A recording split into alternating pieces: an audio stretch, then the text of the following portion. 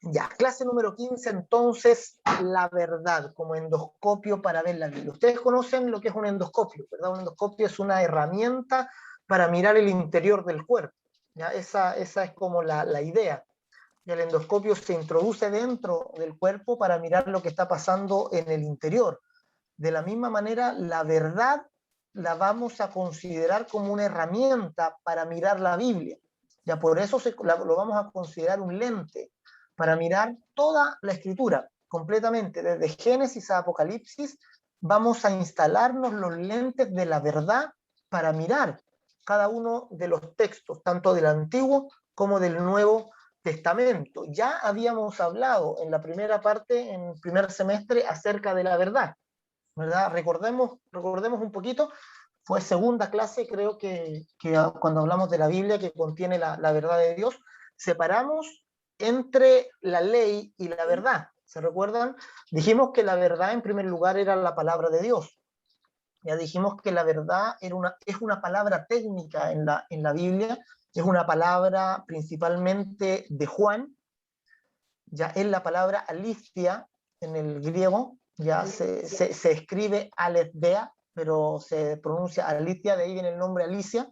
No sé si conocen alguna Alicia, ¿verdad? Alicia es verdad en griego, ¿ya? Y no es cualquier tipo de afirmación, ¿ya? Ahí podemos de repente entrar en confusión porque la Biblia muchas veces traduce otros tipos de afirmaciones también como verdad. ¿Ya? Jesús, por ejemplo, afirmó muchas cosas es característico, por ejemplo, cuando Jesús decía, de cierto os digo, ¿se acuerdan? Esa es una expresión característica de Jesús. Ahí la palabra es amén, ya transliterada del hebreo, amén, amén, lego soy, ya es de cierto les digo. También hay varios tipos de afirmaciones, ya para decir que algo es cierto, que algo es verdadero, en el sentido en que usamos nosotros la palabra verdad. Nosotros usamos la palabra verdad para decir algo cierto, algo correcto, ¿ya? Y el griego también la usa de esa manera, pero Juan, y esto es importante tenerlo en cuenta, Juan usa la palabra verdad en un sentido exclusivo. Para Juan, la aletheia es algo exclusivo y único de Dios. Es decir, la verdad no es cualquier cosa cierta, ya cuando nosotros decimos, por ejemplo, que este político dijo la verdad, o tal, ¿no es cierto?, tal persona dijo la verdad acerca de algo. Todas las palabras de hombre ya son verdad en el sentido común del uso de la palabra verdad, ¿ya? O cuando el hijo hace algo, ¿no es cierto?, y lo trata de ocultar, y ustedes como papá le dicen, dime la verdad, ¿ya? Nosotros usamos en esa forma el término verdad, ¿ya? Ese es el uso común. Así que los que tomen apunte ahí, póngale el uso común de la palabra verdad, ¿ya? Ese es el uso que todos entendemos y que toda la gente entiende, hasta los incrédulos, ¿ya? Entienden la palabra verdad.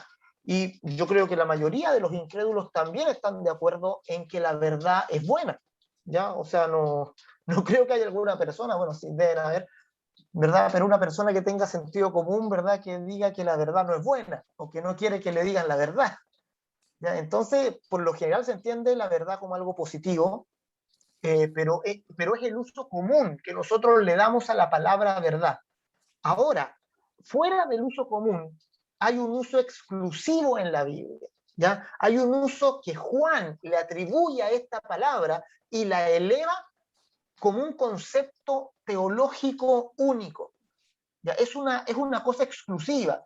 Juan usa la palabra aletheia y la posiciona, le da un significado nuevo, un significado que tiene para nosotros esa palabra, que va a tener para nosotros y que no tiene para nadie más. ¿Ya? Por ejemplo, cuando Jesús dice, si mis palabras moran en vosotros, seréis verdaderamente mis discípulos y conocerán la aletheia, conocerán la verdad. ¿Y la verdad qué pasa? ¿Qué va a pasar? Y la verdad les hará libres, ¿verdad? La verdad les liberará. esa es una expresión muy conocida, incluso en círculos no cristianos, ¿ya? Cuando dicen la verdad te hará libre. Incluso aparecen muchas películas. Yo me acuerdo de una de Jim Carrey ahora, ¿verdad? De Mentiroso, Mentiroso. ¿Ya? También, ¿verdad? Cuando él gana el caso al final de la película y él dice, y la verdad os hará libres, ¿verdad? Entonces es una expresión usada. Yo la he escuchado mucho en labios de gente no cristiana cuando dice, oh, la verdad les hará libres, la verdad nos hace libres, pero los políticos usan a veces esa expresión, ¿verdad? Pero no tiene que ver con el uso común de la palabra. Es decir, la verdad terrenal en el uso común no nos va a hacer libres, ¿ya? No nos va a dar la libertad que la Biblia habla, ¿ya? De la libertad que da el Evangelio. Entonces, la verdad tiene un uso exclusivo en la Biblia y eso debemos entenderlo bien y dedicarnos a entender qué es este uso, este significado que Juan le da a la palabra verdad. Ya la verdad, vamos a ver Juan 1:17. Ya vamos a partir ahí para hacer digamos, una base en la cual, sobre la cual ir construyendo. Si tienen ahí la Biblia, Juan 1:17.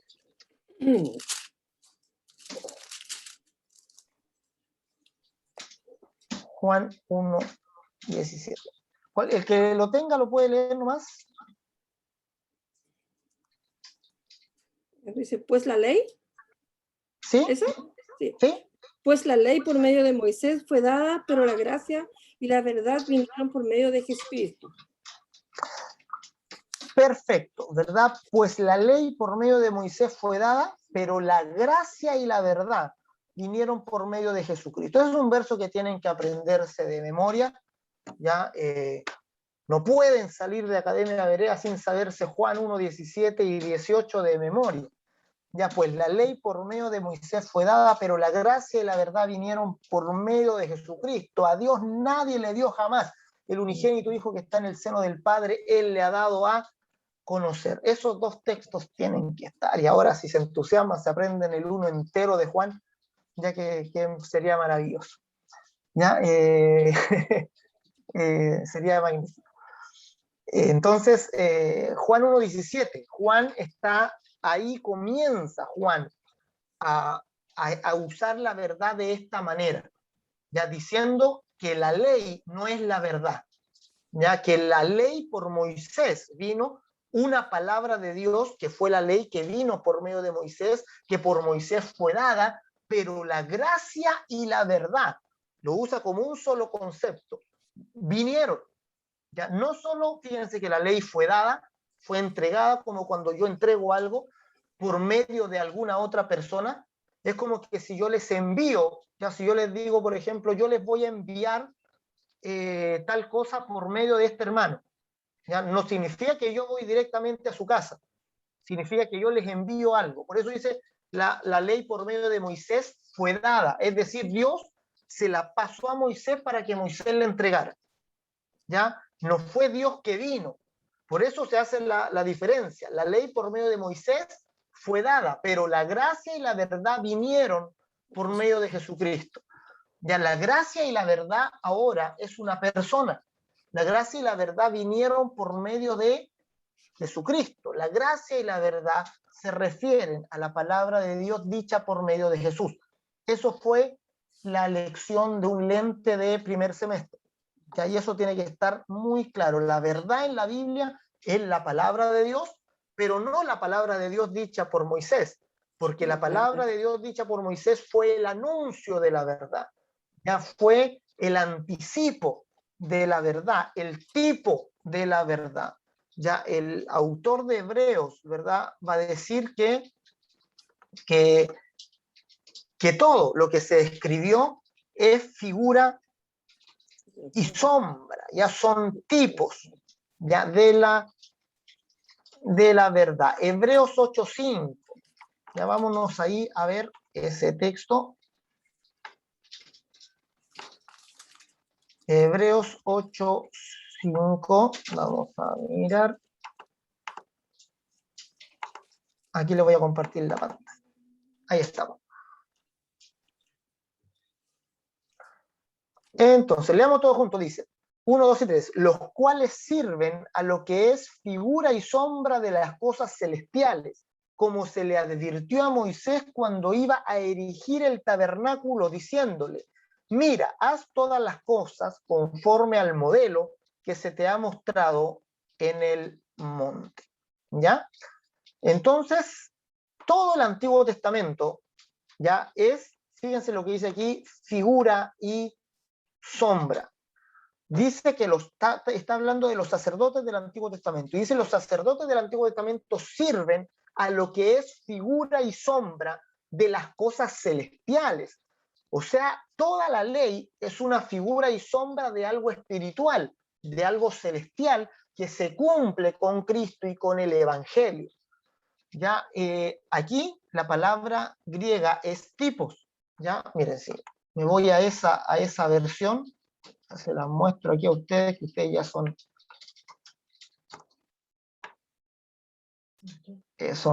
estudiantes ahí de alto nivel. Ya. Entonces ya pueden ahí. Entonces, los cuales sirven a lo que es figura. Ya, vamos a mirar cuál es esa palabra figura. Ya, aquí, acá estamos.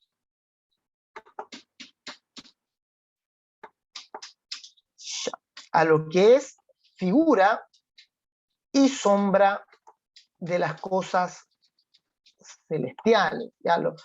Los cuales sirven a lo que es figura y sombra de las cosas celestiales. Entonces, la palabra figura dice exhibición para imitación o advertencia. Dice espejimen, ejemplo, figura, modelo, ¿ya? Y sombra de las cosas celestiales. Ya sombra, ya que tiene que ver como sombra en el sentido de que muestra la realidad, que es un tipo de presagio de la realidad. Ya es un tipo de la realidad. Entonces, y dice el 6, pero ahora tanto mejor ministerio es el suyo. ¿Ya? ¿Por qué? Porque el ministerio de Cristo está fundado ya no en figuras ni en sombras, sino en las realidades mismas. Ya son las realidades mismas de lo que ya se había anunciado. Entonces, cuando nosotros ahora, entendiendo este uso exclusivo de la palabra alicia, de la palabra verdad, podemos ahora leer la Biblia con otros ojos, que fue como leyeron la Biblia los apóstoles y cómo la interpretó el propio Jesús. Ya vamos a ver algunos ejemplos para que vayamos acostumbrándonos a mirar la Biblia de esa manera. Ya, por ejemplo, ya, vamos a mirar Génesis capítulo 1, ¿ya? Cuando se habla de la creación, déjenme buscar aquí.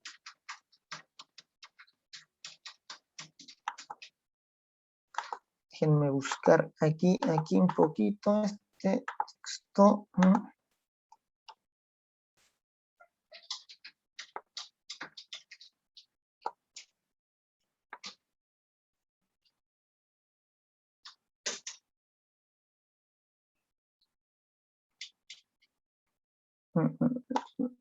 Aquí está.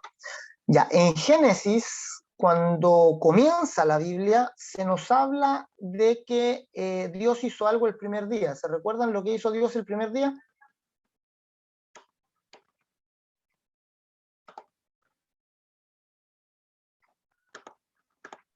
La luz, los cielos y la Perdón, tierra. no escuché. Ah, los cielos. Dice, el Señor hizo los cielos y la tierra, ¿verdad? La tierra estaba desordenada y vacía, las tinieblas estaban sobre la faz del abismo y el Espíritu de Dios se movía sobre la faz de las aguas. Y luego dice, dijo Dios, son las primeras palabras que yo les he dicho, las primeras palabras registradas de Dios en la Biblia. Dijo Dios, sea la luz, ¿verdad? Que es el hebreo Hayaor. Ya, Hayaor son sea la luz, ¿verdad? Que venga la luz. Entonces, dice, habían tinieblas, ¿ya? Habían tinieblas. Ustedes lo leen de esa manera, ¿verdad? Lo van leyendo, ¿ya? En el principio, iniciando la Biblia, Génesis 1:1. En el principio creó Dios los cielos y la tierra estaba desordenada y vacía, o era un caos total, dicen otras versiones. Las tinieblas estaban sobre la faz del abismo. O sea, se habla que hay tinieblas, estaba lleno de tinieblas, ¿verdad? Y el Espíritu de Dios se movía sobre la faz de las aguas. Habían aguas también. Y dice, dijo Dios, sea la luz, ¿verdad? Y la luz fue, y separó Dios la luz de las tinieblas. Llamó a la luz día y a las tinieblas noche, ¿verdad? Todo eso aparece ahí en el primer pasaje. Si ustedes no tienen puestos los lentes de la verdad, allí no van a ver nada con relación a Jesús. ¿Ya? ¿Ustedes pasaron ese pasaje?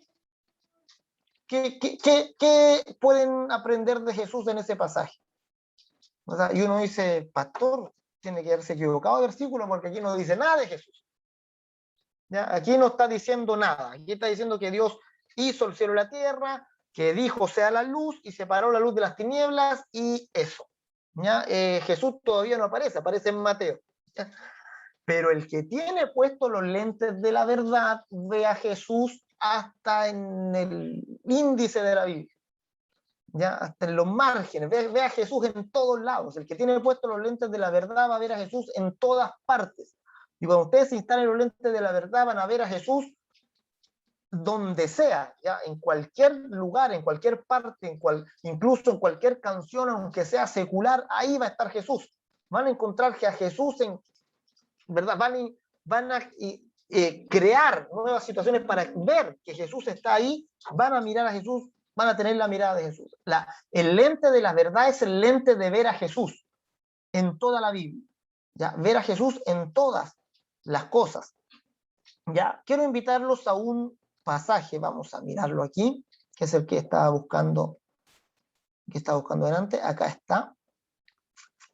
Segunda de Corintios 4:6. Y vamos a ver y vean cómo el apóstol Pablo, leyendo Génesis 1, el mismo texto que les cité, mira a Jesús en Génesis 1:3. Y fíjense lo que dice, 2 Corintios 4:6. Dice, vamos a leerlo con un poquito de contexto, ya desde el 5. Aquí, 5 y 6. Dice, porque no nos predicamos a nosotros mismos, sino ¿a quién? A Jesucristo como Señor y a nosotros como vuestros siervos por amor de Jesús.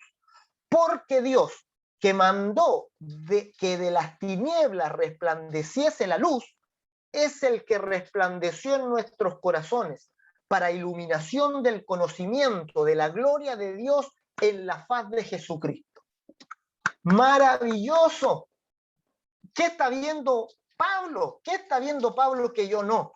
Eso es lo que nos tenemos que preguntar. ¿Por qué Pablo ve a Jesús en Génesis 1:3?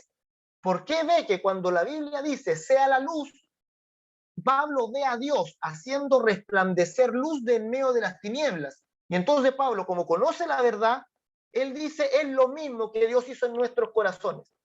Es decir, lo primero que Dios hace en la creación es también lo primero que Dios hace en la creación, es lo primero que Dios hace en el corazón nuestro. ¿Qué hace? Hace que de las tinieblas resplandezca la luz. ¿Y quién es la luz? Cristo, ¿verdad? Ahí nos vamos a Juan, ¿verdad? Juan capítulo 1, ¿verdad? Él era la luz de la vida, ¿verdad? La luz resplandece sobre las tinieblas y las tinieblas no pudieron apagarla. Él es la luz, la verdadera luz. Ya, allí está mi hermana Luz, pero Jesús es la luz, ¿verdad? Entendemos, ¿verdad? Jesús es la luz. Es la luz que resplandece en las tinieblas y las tinieblas no pueden apagarla, ya no pueden contra ella. Entonces, ven cómo, ese es un ejemplo, pero así, uno de entre montones que podemos sacar, ¿verdad? Si no estuviera este versículo, yo estoy seguro que ustedes predican de esto y ustedes dicen, leen Génesis 1:3 y luego predican, ¿verdad? Diciendo que ahí muestra a Jesús, porque Jesús es la luz en medio de las tinieblas y Dios hizo resplandecer a Cristo en nuestro corazón. Más de algunos los va a criticar y les va a decir, oh, estáis poniendo muchos, ahí no dice eso, ¿verdad? Estáis manipulando el texto, ¿verdad? No lo estás mirando en su contexto correcto, ¿ya? Pero ese es el contexto correcto de Pablo. Pablo ve a Jesús en toda la Escritura, ¿ya? Y él ve que Dios dijo, sea la luz, y le hizo resplandecer de las tinieblas, y él dice, eso es un tipo de Cristo.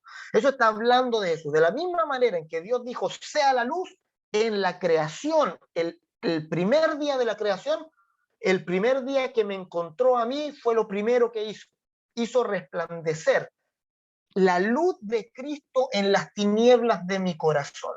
Alumbra mi corazón por medio de esa luz. Entonces ustedes pueden predicar de Jesús con Génesis 1:3, hablando de que Cristo es la luz del mundo, y arman un sermón, pero maravilloso, de Jesús como la luz del mundo. ¿Ya? Eso si tienen puestos los lentes de la verdad, ¿verdad? Si no se instalan los lentes de la verdad, pasan por Génesis, Éxodo, Levítico, Números, Deuteronomio, Josué, Jueces, y por todo llegan a Malaquías y no ven a Jesús. ¿Ya? Y eso es lamentable. ¿Ya? El lente de la verdad es el lente de ver a Jesús en toda la Biblia. Ya por eso tenemos que decir que mi espíritu ve a Jesús en toda la Biblia. Ya pongamos mano empuñada, ya pongámonos verianos un poco, ya mano empuñada, vamos a decir 3 veces que mi espíritu ve a Jesús en toda la Biblia, que mi espíritu ve a Jesús en toda la Biblia, 3 veces con todo el corazón, ¿verdad? Repitamos, 1, 2, 3, que mi espíritu vea a Jesús en toda la Biblia, que mi espíritu vea a Jesús en toda la Biblia, que mi espíritu vea a Jesús en toda la Biblia, ¿ya? Que no veamos nada más que a Cristo, que nada más conozcamos, sino a Jesucristo y a este crucificado. Cuando llegamos, cuando vemos el diluvio, ya el diluvio también nos habla de Cristo, la Torre de Babel, ya todo eso, por lo menos lo del Génesis, todo lo que aprendí de Jesús en el Génesis fue la primera publicación que hice, ¿verdad? El primer libro que saqué. Tengo que sacar del Éxodo, del Levítico, el Número y el de Deuteronomio, ¿ya? Pero eso quizá me dará toda la vida por delante. El material base lo tengo ya de las predicaciones de ese año, pero da mucho tiempo en desarrollarlo. ¿Ya? Pero todo habla de Jesús, todo nos muestra a Jesús. En el Éxodo, cuando se empieza a construir el templo es Cristo, eso está muy claro, el templo es Jesús, Él es el templo, tanto así que Jesús dijo, destruyan este templo y en 3 días lo levanto. Destruid este templo. ¿Y qué hicieron los judíos? Destruyeron el templo de Dios colgándolo en una cruz y en 3 días se volvió a levantar. ¿Ya? Es el templo. Los que no tenían los lentes de la verdad no entendieron nada de lo que Jesús decía y recriminaron a Cristo diciendo, en 42 años se construyó este templo y cómo se te ocurre que en 3 días lo vas a levantar. Ellos veían la construcción humana como templo, ¿verdad? Porque no tenían puestos los lentes de la verdad. Ustedes, como tienen puestos los lentes de la verdad, saben que el templo de Dios es Jesús, que en él habita corporalmente toda la plenitud de la deidad, y saben que el cuerpo de ustedes también es el templo del Espíritu Santo. Saben eso, ¿verdad? Conocen que su cuerpo es templo del Espíritu Santo, y por eso ustedes tienen valor, ¿no? ¿Verdad? Tienen que tener mucho valor, tienen que darse ustedes valor por causa de eso. Son templo del Espíritu Santo, son mediadores del Evangelio, portadores de un mensaje muy valioso, ¿ya? Eso es tener puesto el lente de la verdad. Lamentablemente hay muchos cristianos que no tienen puesto los lentes de la verdad. Y cuando leen el templo en el Antiguo Testamento, solo ven el templo físico. Solo ven el templo que construyó Salomón, el templo que construyó después que edificó Herodes. Y en este tiempo, actualmente, ellos le dicen templo al lugar donde vamos a reunirnos. Ya le llaman templo a la construcción. Eso es algo que yo tengo bastante celo con eso. Quiero erradicar esa palabra de la boca de los creyentes, pero cuesta mucho. ¿Ya? La mayoría le sigue diciendo templo e insiste con decirle templo al local y dicen, no, si ya es costumbre, por costumbre, pero es una malísima costumbre. Porque cuando le decimos templo al local de la iglesia, pasan dos cosas. Le atribuimos cierta mística al local y por otra cosa despreciamos al verdadero templo que somos nosotros.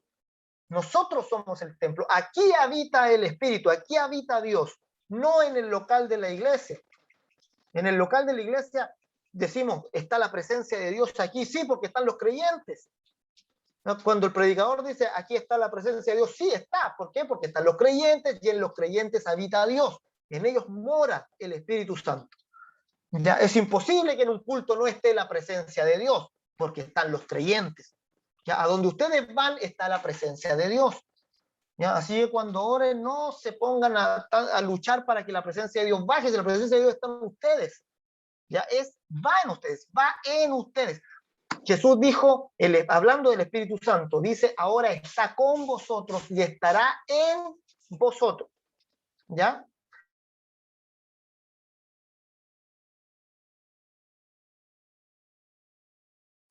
Se me apagó el celular, así que voy a seguir por aquí. ¿Ya? Cambié de cámara.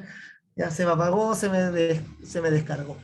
Lo tenía enchufado aquí al computador, pero no fue suficiente. Le ganó la carga. Pero ahí me escuchan bien, ¿o no? ¿Sí? Ya, perfecto. Vamos a ver si... ¿Ahí sí? ¿Me escuchan? Ya, perfecto. Sí, pastor. Entonces, Jesús dijo que ustedes conocen al Espíritu Santo porque está con vosotros. Le estaba diciendo a sus discípulos, porque está con vosotros y estará en vosotros. O sea, el Espíritu Santo va con nosotros, tenemos en nuestro interior la presencia de Dios, somos templo del Dios viviente. Usted mismo diga, soy templo del Dios viviente. Cuando tenemos los lentes de la verdad, entendemos esa realidad. Y ya no le decimos templo al local de la iglesia. ¿Ya? El local de la iglesia es el local de la iglesia. Hay muchas iglesias que no tienen local. ¿Ya? Y se reúnen en colegios, se reúnen en casas, en gimnasios, congregaciones que no tienen un local y no son menos iglesia que los que tienen, ya que los que tienen catedrales. Ya son terrenos, posesiones, ¿verdad? Sirven, claramente sí, sirven, tienen importancia, claro que sí, para el desarrollo de todas las actividades de la iglesia, claro que tiene mucha importancia, pero no es templo. Así que no le digamos más templo a lo que no es templo. Nosotros somos los templos de Dios, es la figura de cómo habla la Escritura. Cuando Moisés toma un palo y golpea la roca y sale agua. ¿Ya? Ustedes saben que la roca de Oreb aparece 2 veces en la Escritura, ¿verdad? ¿Sabían ustedes que cuando recién el pueblo de Israel sale, se encuentran, dice, con una sequía, el pueblo tiene sed, reclama a Moisés, Moisés ora a Dios y Dios le muestra una roca y le dice, golpea esa roca. Moisés va y con la vara que tiene, con la vara que abrió el mar, con la vara que también se convirtió en serpiente, la misma vara que Dios le dio cuando se le aparece en la zarza ardiendo, con esa vara golpea la roca y de la roca sale agua. ¿Ya? De la roca sale agua y el pueblo bebe. Luego, cuando vuelven de los 40 años y están nuevamente por entrar en la tierra prometida, después de los 40 años de andar por el desierto, después de la rebelión que tuvieron ahí en Cades Barnea, nuevamente el pueblo tiene sed y Dios le muestra la misma roca. Y a Dios le muestra la misma roca, pero ahora la instrucción es distinta. Y le dice, Moisés, háblale a la roca. ¿Y Moisés qué hace? Fue y golpeó la roca de nuevo. ¿Ya? ¿Por qué? Porque no sé, es como que Moisés sabía que pegándole salía agua. Se acordó de 40 años antes. ¿Ya? Pero ahora no había que pegarle, ahora había que hablarle a la roca. Y por Moisés no hacer caso, no entró a la tierra prometida. ¿Por qué? Porque Dios dijo, no me glorificaste delante del pueblo. Hay muchas interpretaciones de por qué Moisés no glorificó a Dios. El agua salió igual, de todas maneras bebieron y dieron gracias a Dios. En lo que se equivocó Moisés fue que no le habló, sino que la golpeó. Entonces, uno podría decir, pero entonces, ¿por qué tan exagerado Dios? Pues si entre hablarle y pegarle, si al final el resultado igual fue el mismo, y lo que se buscaba era agua, ¿verdad? Entonces uno dice, ¿para qué Dios que se puso grave? No, es que Dios no se puso grave, Dios estaba mostrando a Jesús en la roca de Oreb es Cristo, ¿verdad? Y estaba mostrando una figura maravillosa, estaba mostrando que la roca primero se golpea y luego se invoca. A Cristo lo golpearon una vez, ¿verdad? Y cuando lo golpearon una vez salió agua, agua que alimenta al mundo entero. Pero el día de hoy, si queremos recibir el agua de Cristo, no hay que golpearlo de nuevo, ¿verdad? No hay que sacrificarlo otra vez, hay que invocar el nombre de Jesús. Todo aquel que invocar el nombre del Señor será salvo. Invocamos, hablamos a la roca y de la roca sale agua, ¿verdad? Esa es la figura de Cristo. Golpeado una vez, invocado muchas veces. Eso es lo que la figura maravillosa que Dios quería mostrar. ¿Y qué pasó? Que Moisés arruinó la figura. Moisés no le habló a la roca y la golpeó de nuevo, ¿verdad? Y no respetó la figura. O sea, Moisés, ¿a quién no respetó? Moisés no respetó a Cristo. Y eso, mis amados, es grave. Entonces, quedó fuera de la tierra prometida, ¿verdad? Por no mostrar correctamente la figura de Jesús. Todo el Antiguo Testamento muestra a Jesús, todos los detalles del templo, cada uno de los bordados, de los colores, de los materiales. Por eso la Biblia se da mucho tiempo en explicar todas esas cosas. Se da tiempo en explicar el tipo de material con que fueron construidos, el tipo de hechura, los detalles de las cornisas, etcétera, de todo lo que implicaba el templo, el tabernáculo y luego el templo de Dios. El peregrinaje de Israel, el apóstol Pablo lo ve también como una figura de nuestra vida en Cristo. Ya lo ve como mirando a Jesús. Cada uno de los pasajes. Entonces, no solo Jesús, ya no solo Pablo, también todos los demás escritores del Nuevo Testamento, Jesús incluido, vieron al Antiguo Testamento como con los lentes de la verdad. ¿Se acuerdan que Jesús le dijo a Nicodemo que de la misma manera en que Moisés levantó la serpiente en el desierto, así es necesario que el Hijo del Hombre sea levantado, para que todo aquel que en él crea no se pierda, sino que tenga vida eterna?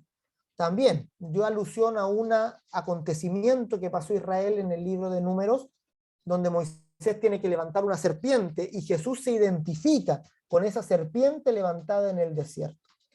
Ya Jesús, él mismo dice, yo soy la serpiente que se levanta en el desierto. De la misma manera como todos, cuando miraron a la serpiente, fueron sanados, todo aquel que cree en mí será salvo. ¿No? Esa es la figura, ¿verdad? Todo habla de Cristo. Y cuando nos instalamos los lentes de la verdad, vemos en toda la Escritura a Jesús. Por eso la verdad es un endoscopio, porque ustedes van a empezar a ver cosas que otros no ven, ¿ya? Y eso, si miran a Cristo, es bueno, ¿ya? De repente hay gente que ve en la Biblia cosas que otros no ven, pero no ven a Jesús, ¿ya? Ven otras cosas, ¿ya? Eso no es bueno, ¿ya? Hay algunos que hacen numerología con la Biblia, ¿ya? Y ven fechas para el fin del mundo, ¿verdad? Y ven profecías y las comparan con las de Nostradamus, ¿verdad? Etcétera, ¿verdad? Por eso digo, hay gente que ve otras cosas en la Biblia, pero no a Jesús. Si ven otra cosa que no es Jesús, ya perdieron el rumbo, ¿ya? Perdieron a Jesús, ¿ya? Perdieron a Cristo. Pero si ustedes ven a Cristo, no están perdidos. Si ustedes ven a Cristo, están mirando la Biblia con un endoscopio, ¿ya? Y cuando ustedes prediquen de Cristo a través de toda la Biblia, puede haber gente que no esté de acuerdo, pero si ustedes están mirando a Jesús, Dios les va a dar la razón. Ustedes tienen a Cristo en su corazón. ¿Y por qué ustedes ven a Cristo en toda la Biblia? Porque ustedes tienen a Cristo, conocen la verdad. Es decir, es muy distinto alguien que lee la Biblia sabiendo la verdad, entendiendo qué es la verdad, y alguien que no lo entiende. Incluso no solo con los pasajes del Antiguo Testamento, con los del Nuevo también. ¿Ya? Es decir, alguien podría predicar de Jesús sin predicar la verdad.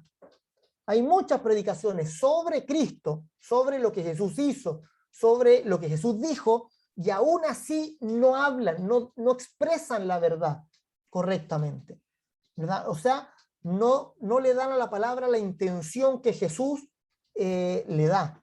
O sea, por eso es muy necesario conocer la verdad, ya conocer el contenido de la verdad, conocer el contenido de lo que significa que Jesús se haya encarnado, de lo que significa el hecho de Cristo, que haya venido, que haya sanado, que haya liberado, que haya ido a la cruz y muerto por nuestros pecados, que haya resucitado, que haya sido glorificado. Todo eso, lo que significa para nosotros, eso es la verdad.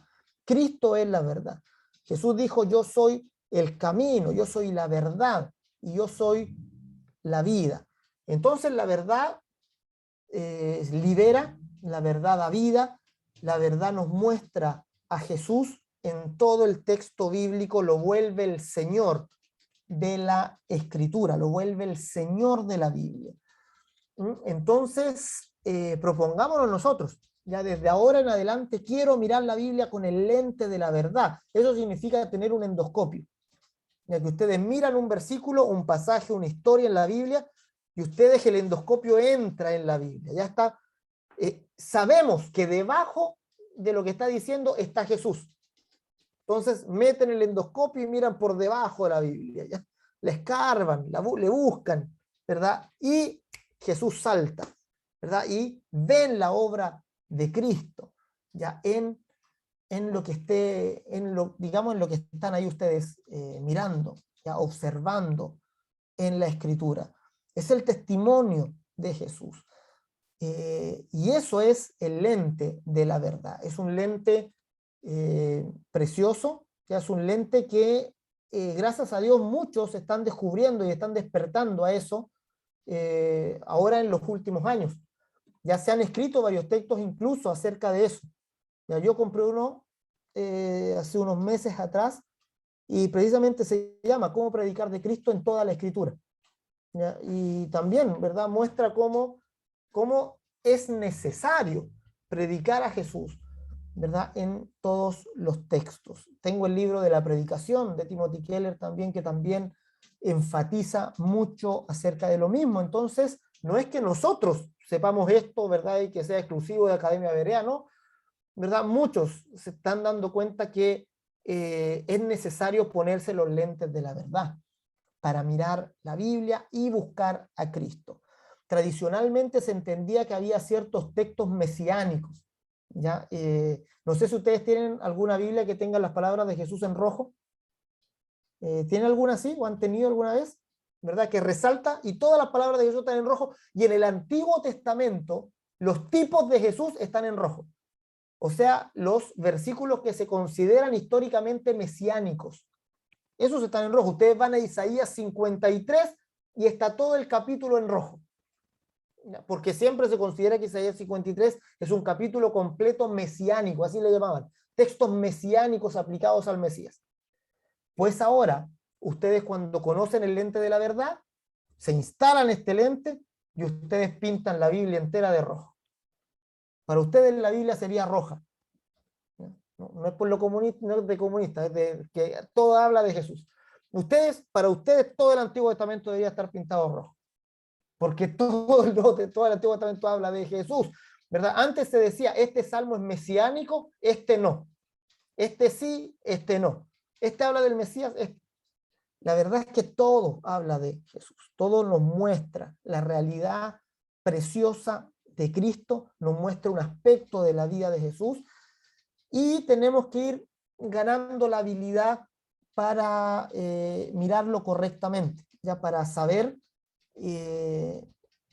saber mirar la Biblia correctamente. Esto es un marco, se le llama hermenéutica a la forma de mirar la Biblia, es un marco hermenéutico donde Cristo está al centro.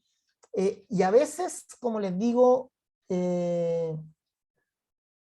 mirar a Cristo en la Biblia no siempre es fácil, o no siempre es obvio. Ya yo sé que aquí les he dicho el verso que habla de la luz, del templo, ¿verdad? Que son textos más o menos obvios que ya la mayoría puede saber. Pero, por ejemplo, al final del libro de Jueces, les voy a dar un ejemplo difícil, ¿ya? Al final del libro de Jueces se muestran un par de acontecimientos bien terribles que ocurrieron en Israel en ese tiempo, ¿ya? Uno de ellos es un profeta que lleva a su esposa y pasa algo terrible con la esposa, la raptan, la violan y la matan.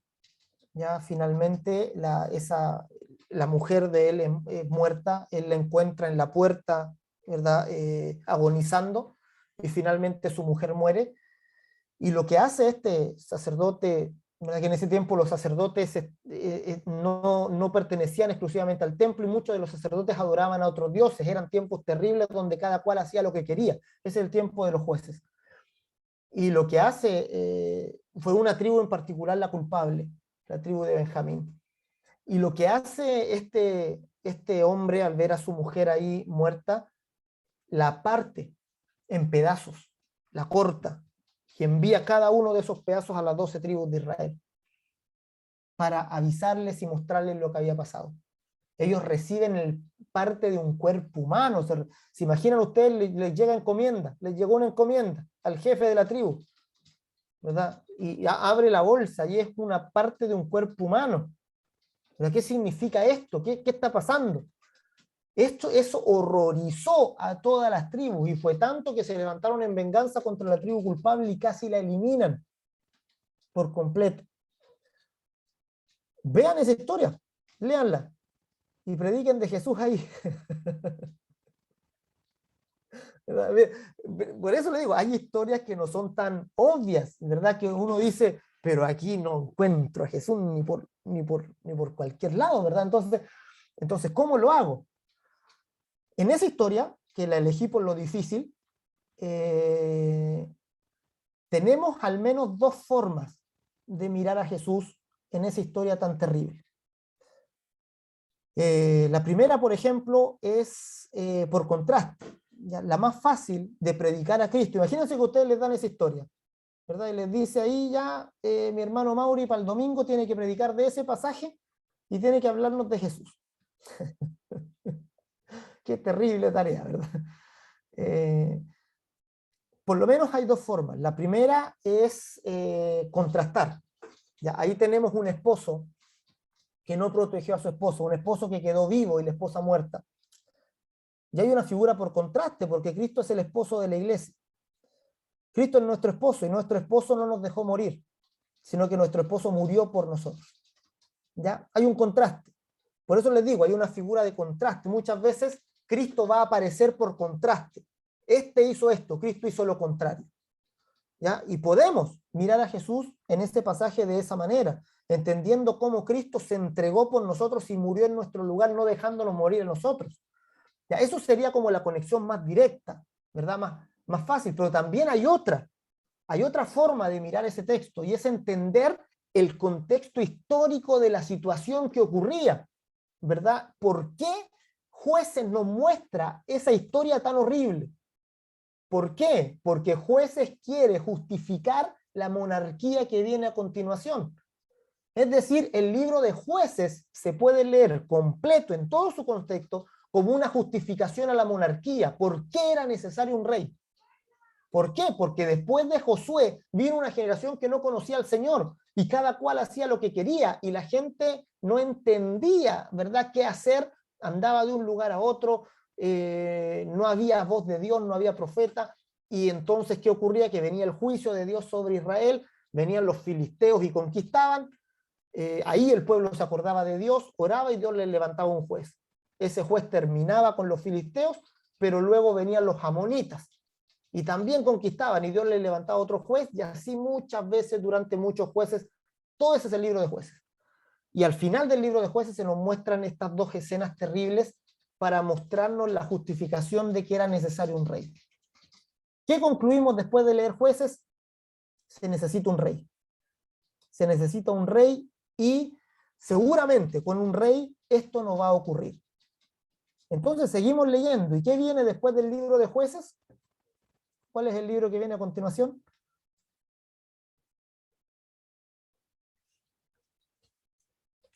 Ya los pillé. Ruth. ¿Cuál viene? Ruth. Ruth. ¿Verdad? Entonces, sigue la historia. ¿Ya? Jueces no se queda ahí, ¿verdad? No se queda la historia, gracias a Dios, ¿verdad? No se queda ahí en Jueces, sino que continúa con una historia que se da en el tiempo de los jueces, que es Ruth, e inmediatamente entramos a Primera de Samuel, donde ya se prepara la monarquía. En Primera de Samuel tenemos cuando se levanta el primer rey de Israel, ¿verdad? Que viene a ser Saúl. se me fue el nombre. Saúl. Que viene a ser Saúl, ¿verdad? Gracias ahí, mi hermano Mauri. Que viene a ser Saúl. Vemos en 1 Samuel cómo se levanta Saúl como rey de Israel. Entonces, Jueces, la conclusión de Jueces es que se necesita un rey. Necesitamos un rey que gobierne. Viene Saúl y no se soluciona el problema, ¿verdad? Viene David, y ahora sí que David, él va a solucionar el problema del pecado y del desorden de Israel, y ahora sí van a tener paz y prosperidad para siempre. Parece que la hay, se levanta, ¿verdad? Hay un tiempo de prosperidad para el pueblo y de paz, pero tampoco. ¿Por qué el reinado de David termina? Luego viene el reinado de Salomón, y el reinado de Salomón también termina.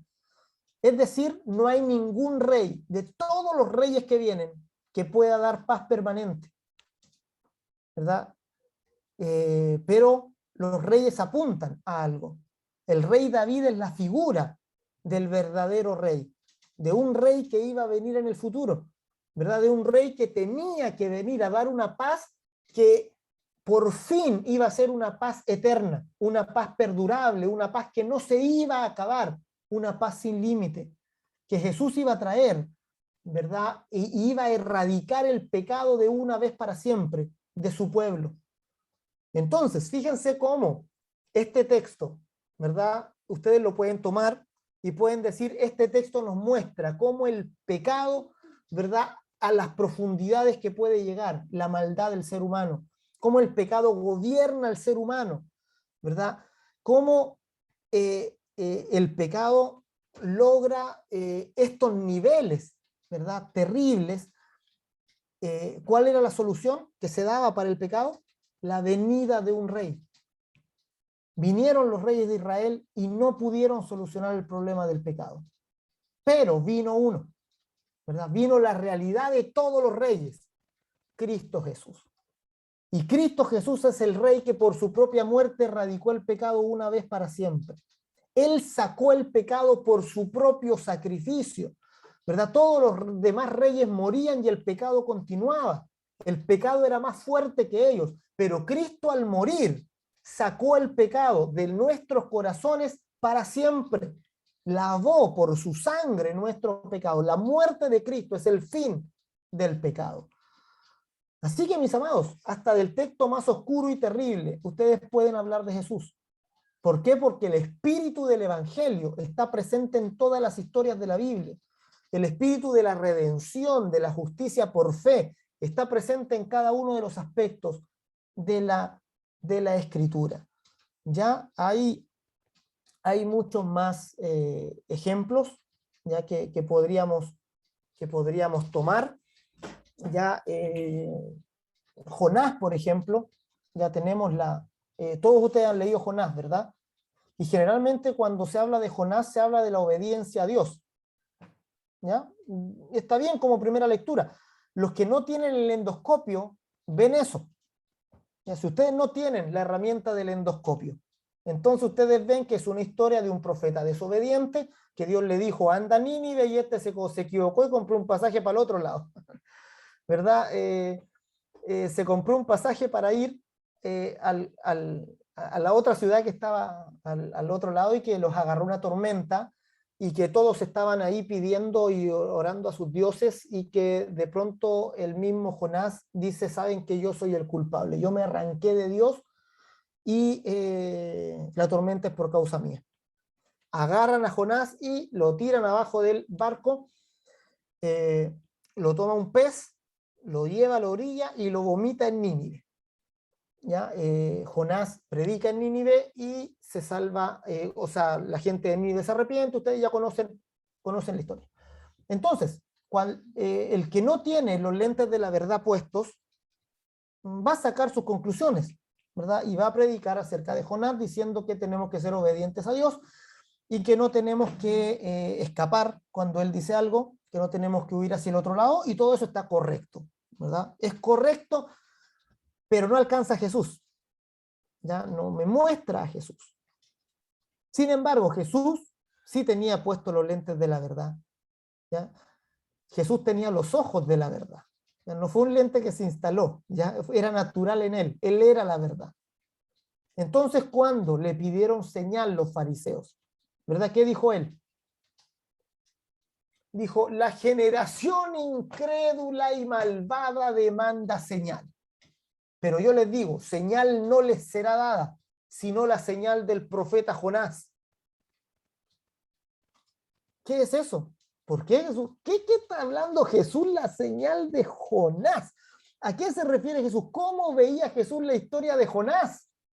Eso es maravilloso. O sea, Jesús, cuando leía el libro de Jonás y veía que a Jonás lo tiraron al agua, Jesús veía su muerte. Jesús decía, cuando yo sea lanzado a la muerte, se salvan los que están en el barco. Todos los del barco iban a morir, se iban a hundir. Jonás saltó al abismo, y los del barco se salvaron. Y los del barco tuvieron paz, ¿verdad? Cristo fue muerto, fue lanzado a la profundidad de la muerte, y nosotros fuimos salvados. Cristo veía que 3 días estuvo Jonás en el vientre del pez, y él veía que al tercer día él se iba a levantar de los muertos. Él veía que cuando el pez, ¿verdad?, vomita a Jonás en Nínive, él veía su propia resurrección. Él estaba leyendo su resurrección. Entonces imagínense a Jesús de joven. Jesús a los 15 años, ¿verdad?, pensando en Jonás, y él decía, de manera que voy a morir, se van a salvar la humanidad, y a los 3 días me voy a levantar de entre los muertos. ¿Verdad? Maravillosa señal. A esa conclusión llegaba. Era Jesús interpretando a Jonás. El que no tiene puestos los lentes de la verdad va a ver en la Biblia solo instrucciones de moralidad, de ética. ¿Ya? Va a predicar moralidad, porque eso es lo que se ve en la superficie. Pero ustedes no miren la superficie. Ustedes están estudiando Academia de Berea no para ver la superficie. Para ver la superficie, lean la Biblia, ¿no? Ustedes están estudiando Academia de Berea para tener un endoscopio, ¿verdad? Y ese endoscopio, ¿verdad?, se refiere a un instrumento para meterse adentro de la Biblia. Y cuando vean la historia de Jonás, y a Jonás que lo agarran y lo tiran, ustedes ven a los judíos agarrando a Jesús y clavándolo en la cruz.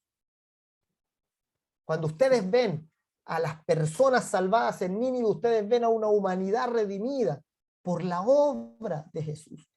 ¿Ya? Ustedes ven a Jesús, ¿ya?, en las historias de la Biblia. Ustedes ven a Jesús en todo el relato de la Escritura. Así que, mis amados, entusiásmense cuando ustedes leen la Biblia con los ojos, con el lente de la verdad. La Biblia se vuelve realmente emocionante, la Biblia se vuelve vibrante, llena de vida, de emoción, ¿verdad? Miren el Nuevo Testamento, lean el Nuevo Testamento y vean las referencias que hay. Yo les digo, para que les vuele la cabeza, lean Hebreos. Ya, lean Hebreos, y en esas Biblias que traen referencia. ¿Han visto que hay Biblias que traen referencia arriba? ¿Verdad? Numerito y que a pie de página dice, se refiere al texto tanto. Hebreos está lleno de referencia al Antiguo Testamento, pero repleto. O sea, el autor de Hebreos es una obra, el libro de Hebreos es una obra magistral de cómo ver a Jesús en el Antiguo Pacto. ¿Ya? Ese que escribió Hebreos, que no sabemos quién es, tenía puestos los lentes de la verdad. Le había sacado brillo a los lentes de la verdad.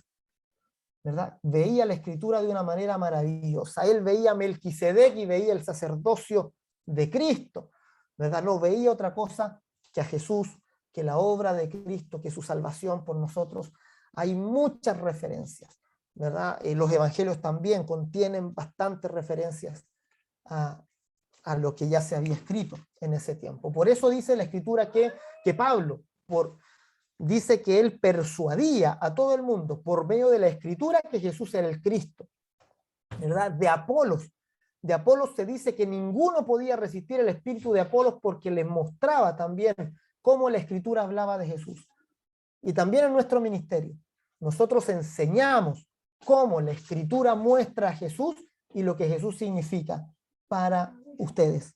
Ya es la tarea también del maestro del Nuevo Testamento, mostrar las riquezas de Cristo, lo que ustedes tienen por Jesús, ya la identidad nueva que tienen por Cristo y lo que Cristo significa hoy para ustedes, cómo el día a día es diferente para ustedes por medio de Jesús. Así que vamos a orar, mis amados. ¿Ya les parece? Oremos al Señor, demos gracias, digamos: Señor, ayúdame para que mi espíritu vea a Cristo en la Escritura, ¿verdad? Que mi encuentro con las Escrituras se vuelve emocionante al ver a Jesús, al revelarme a Jesús. Ustedes pídanle: revélame a Cristo, Señor, revélame a Jesús, ya en cada pasaje de la Escritura. Vamos ahora. Padre, en el nombre de Jesús te damos gracias, Señor, porque tú nos revelaste a Cristo en las Escrituras. Señor, te pedimos que al igual que a tus discípulos, Señor, nos abras el entendimiento para verte en toda la Escritura. Señor, al igual que los discípulos de Emaús, tú les mostraste, comenzando por Moisés y pasando por todos los profetas, Señor, lo que las Escrituras decían de ti. También, Señor, háblanos, danos testimonio por la Escritura, danos testimonio de Cristo, háblanos de Jesús, muéstranos su grandeza, muéstranos, Señor, la profundidad de las riquezas de su gloria, muéstranos, Señor, lo que todo el bien que tenemos por medio de Jesús. Muéstranos a Cristo, Espíritu Santo de Dios. Tú has venido para revelarnos a Cristo, para mostrarnos a Jesús. Espíritu Santo, tú inspiraste las Escrituras, inspira a Cristo ahora en nuestros corazones. Espíritu Santo de Dios, bendíganos, bendiga a mis hermanos, que ellos puedan tener el lente de la verdad en sus almas, que puedan instalar el lente de la verdad en sus espíritus. En el nombre de Jesús te bendecimos, te honramos, te damos a ti todo honor, toda gloria y alabanza en el nombre de Jesús. Amén y amén. Aleluya.